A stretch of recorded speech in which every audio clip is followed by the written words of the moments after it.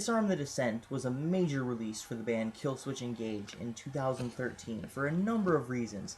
One, it was probably their best album that they've ever put out, at least in my opinion. And two, it was the first album with singer Jesse Leach returning to the fold since 2002's Alive or Just Breathing, which is remaining as one of their best studio albums that they've ever done to this day. In my opinion, it's my third favorite. I actually like Daylight Dies, or As Daylight Dies, a little bit better. So Killswitch has always been one of those bands that I hold very close to heart. I mean, I absolutely love pretty much everything they've ever put out, with the exception of their two self-titled albums, which I'm a little iffy on the first one. Definitely don't like the second one with Howard Jones. Now, we've already talked about that in the Summer of Discography reviews of 2013, when I actually went in and reviewed their entire discography, and now we're about ready to continue / kind of cap it off until their next release with their 2016 effort Incarnate, which largely continues some of the trends found on Disarm the Descent, whilst adding a couple new ideas as well to increase diversity. Now, this is all well and good. This is probably one of their most diverse records they've ever put out, but I am going to be a little bit critical of it. Now, I know for all of those of you who have talked to me prior to this album review release, I know it's late, had a lot of stuff going on, got a lot of stuff to catch up on too, got a new chair right here, so you're not going to be hearing that squeak, that squeal of my old piece of shit chair. But yeah, anyways, for those of you who have talked to me prior to this, I was practically singing this album's praises, but the more I listen to this record, the more apparent its flaws become. I mean, Disarm the Descent, from start to finish, was pretty much the embodiment of all an album could be, in my opinion. It's the only new album that I've ever given a perfect 10, ever. And it's probably going to be that way for a very long time, unless something comes up and really catches me by surprise. And I say that largely because, like I said, while this album is diverse, a lot of the ideas seem like they were trying to force it.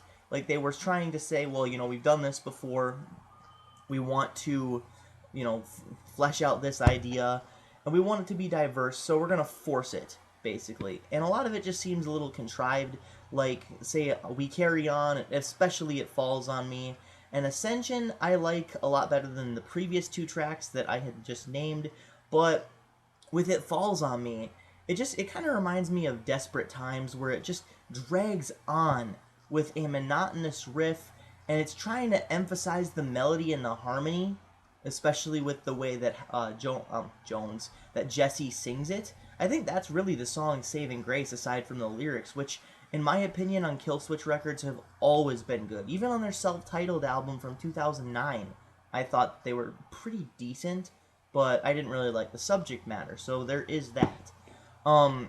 So It Falls on Me is probably the weakest track by far, bar none, on this entire album. So what are the strong points? Well, the album kicks off with Alone I Stand, which honestly took me a while to get into, just because, I don't know, it just seems a little disjointed, but once I absolutely started listening to it maybe 2-3 times, it clicked. It is an all-out headbanger, absolutely love it. The lyrics speak to me as well. It's a very good song.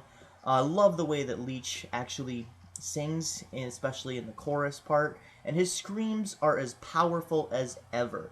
So I'm going to go into it, like Mark, Cover Killer Nation, said in his review. I also noticed a trend in this album where the screams are getting lower, almost to the point where they're almost growls, to be honest. And really the only times that we've ever seen this before were on live albums or live tracks.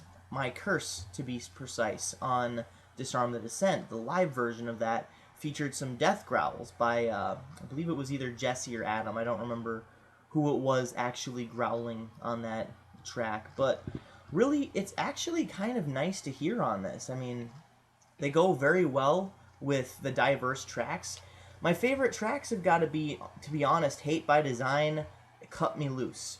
Cut Me Loose because it's something that the band has never tried before. It's very dark, it's very slow, very, kind of builds up as the song goes along, and it has a lot of intense emotion attached to a dark subject. So I really like that.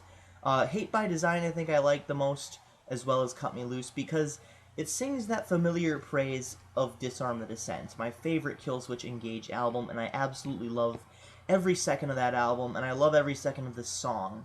It has a nice solo at the end. It's probably the only song on this album with a solo, so that was a little disappointing, but I guess it is what it is. This album, by and large, is pretty decent.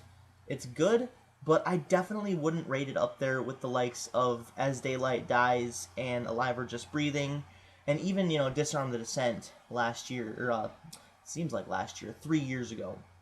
So, overall, like I said, good album. Flow is a little bit disjointed, especially with, especially like Quiet Distress and Until the Day, going into It Falls on Me. Just a lot of songs just seem to bounce back and forth from being all out rockers, headbanging to the wall, to just very, very, very slow and melodic and songs that rely mainly on melody and harmony, like It Falls on Me. It just seems very, very all over the place. I did want to talk about The Great Deceit a little bit, a song that really feels like it could have been more.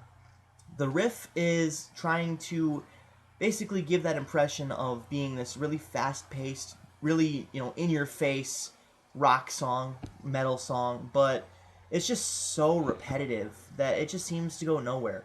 This song could have been a lot more if they would have chosen a little bit more of a diverse structure, as well as maybe add a guitar solo. This song would have been perfect for a guitar solo, but they didn't add it. I don't know why.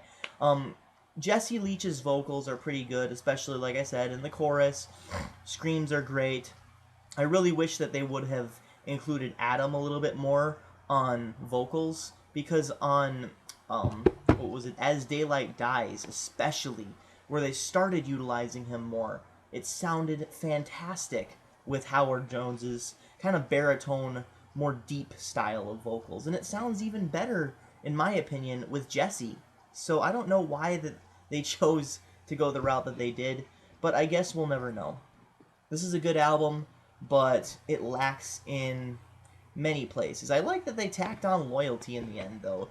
But overall, by and large, like I said, Killswitch Engage is a fantastic band. This is a great album, but they tried to be a little too diverse. They tried too hard to get their message across, I think. This doesn't beat Disarm the Descent, but I would probably rank it right up there with End of Heartache. I'm going to give it a 9.5 out of 10. Even though I was very critical of it, I really do like what is presented here on this album. Like I said, some of my favorites, Hate by Design, Cut Me Loose. I love Alone I Stand, and Just Let Go. I know I didn't mention that before, but it's a great song. Strength of the Mind was the first one that was ever played live back in 2015, a week after I saw them live. I was a little mad about that, but whatever. Strength of the Mind. It sounds like it's following a Killswitch formula, because Loyalty followed this formula too, where it was very, very, in-your-face screaming and fast-paced in the verse structure, but then it slows down and gets really harmonic and really melodic in the chorus. And this Fire as well followed this structure. It just seems like the Killswitch thing to do. So, I don't know. It's a good song though, but it does follow a bit of a formula. So, it's not really one of my favorites, even though I absolutely loved it when it first came out. But it's one of the singles, I suppose. It just seems like they've overdone it. So, with that, I do like this album. I'd still give it a 9.5 because I do like it about as much as the End of Heartache. So, it's a great release. I'd check it out. I'm going to get it this weekend. Haven't found a chance to actually get out and buy it yet, but I will. So, this has been Night Strike 3625. Thank you very much for watching. 9.5 out of 10. Check it out. Keep calm and rock on.